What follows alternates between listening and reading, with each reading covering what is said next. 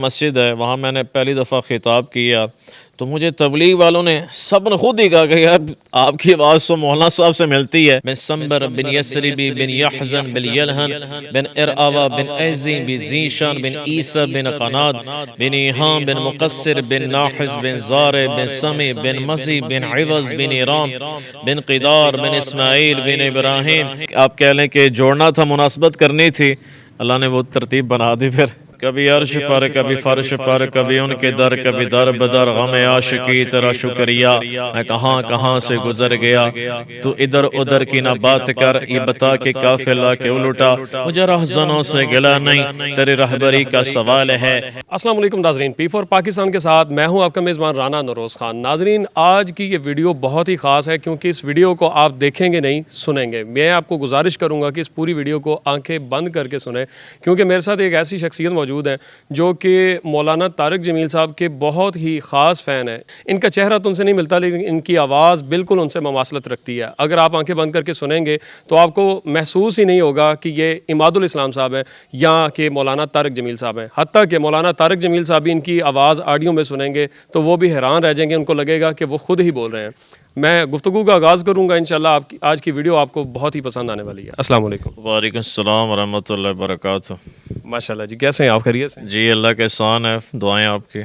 اچھا محترم، آپ جو مولانا شجرہ سناتے ہیں رسول اللہ صلی اللہ علیہ وسلم کا، میں گزارش کروں گا کہ آپ ہمارے ناظرین کو وہی سنائیں کیونکہ وہ ایسا ایک انداز ہوتا ہے ان کا اور وہ پڑھنے کا، اور رسول اللہ صلی اللہ علیہ وسلم کا شجرہ ایسا ہے کہ کوئی بھی سنے گا تو آنکھوں میں آنسو ضرور آتے ہیں. تو میری گزارش ہے آپ وہ سنائیے.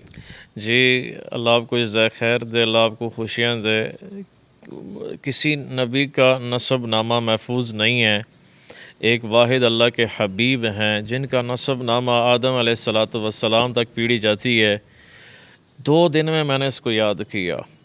جی محمد صلی اللہ تبارک و تعالی علیہ وسلم بن عبداللہ بن عبد المطلب بن ہاشم بن عبد مناف بن قصی بن کلاب بن مرہ بن کعب بن لوی بن غالب بن فہر بن مالک بن نضر بن کنانہ بن خزیمہ بن مدرکہ بن الیاس بن مزر بن نزار بن معد بن عدنان بن اود بن حمیسہ بن سلامان بن اوس بن بوز بن قموال بن عبی بن عوام بن ناشد بن حزا بن بلداس بن یدلاف بن طابق بن جاحم بن ناحش بن ماخی بن عیفی بن ابقر بن عبید بن الدعاء بن حمدان بن سمبر بن یسربی بن یحزن بن یلہن بن ارعوا بن ایزی بن زیشان بن عیسیٰ بن قناد بن ایہام بن مقصر بن ناحز بن زارع بن سمی بن مزی بن عوض بن ایرام بن قدار بن اسماعیل بن ابراہیم بن عازر بن سروج بن رعو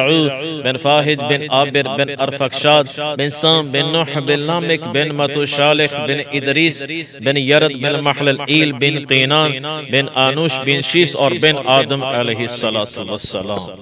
ماشاءاللہ ماشاءاللہ سبحان اللہ. کیسی ہی وہ عظیم شخصیات ہوں گی جن کی نسل میں نبی آخر الزمان صلی اللہ علیہ وسلم نے تشریف لانا تھا.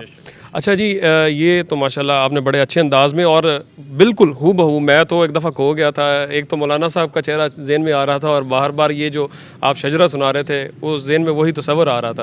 تو میں آپ سے گزارش کرتا ہوں، مولانا صاحب رسول اللہ صلی اللہ علیہ وسلم سے منسوب بہت سارے واقعہ سناتے ہیں، تو میری گزارش ہے آپ کوئی ایک واقعہ بھی ہمیں سنا دیں. جی ضرور. ان کا واقعہ مشہور سناتے ہیں کہ اللہ کے نبی پاک صلی اللہ تبارک و تعالی علیہ وآلہ وسلم ایک دفعہ آپ آرام کر رہے ہیں ظہر کی نماز کے بعد، تو ایک شخص ہے، اس کا نام تھا غورث.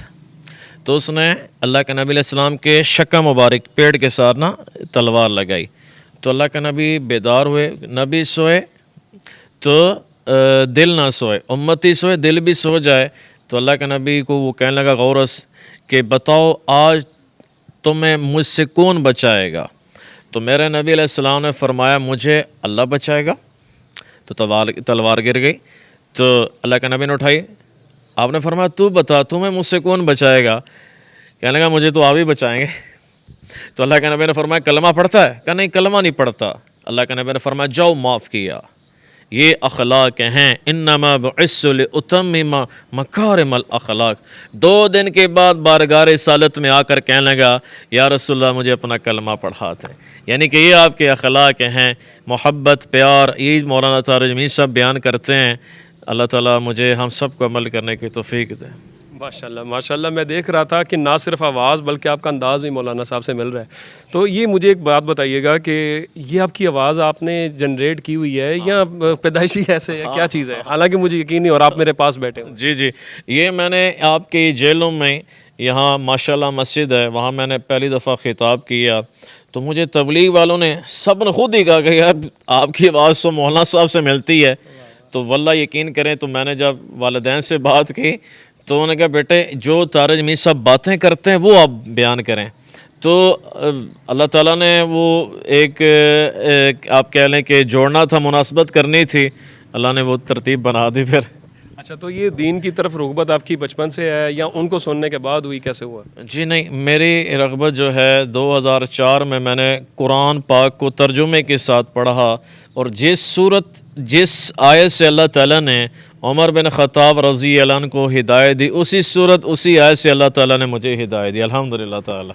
اچھا، ایک اور گزارش کہ وہ ایک شعر بھی سناتے ہوتے ہیں، کبھی ان کے در کبھی در، کچھ اس طرح کا شعر ہے، وہ سنائیے گا۔ کبھی عرش پر کبھی فرش پر، کبھی ان کے در کبھی در بدر، غم عاشقی تیرا شکریہ میں کہاں کہاں سے گزر گیا، تو ادھر ادھر کی نہ بات کر، یہ بتا کہ قافلہ کیوں لٹا، مجھے رہزنوں سے گلا نہیں، تیری رہبری کا سوال ہے، دل کے پھپھولے جل اٹھے سینے کے داغ سے، اس گھر کو آگ لگ گئی گھر کے چراغ سے۔